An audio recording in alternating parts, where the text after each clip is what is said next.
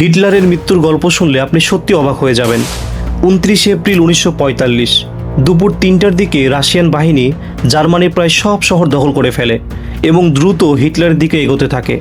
এই পরিস্থিতিতে হিটলার প্রথমে তার সবচেয়ে প্রিয় কুকুরকে সায়ানাইড খাইয়ে মেরে ফেলে, কারণ সে এই কুকুরটিকে নিজের স্ত্রীর চেয়ে বেশি ভালোবাসত।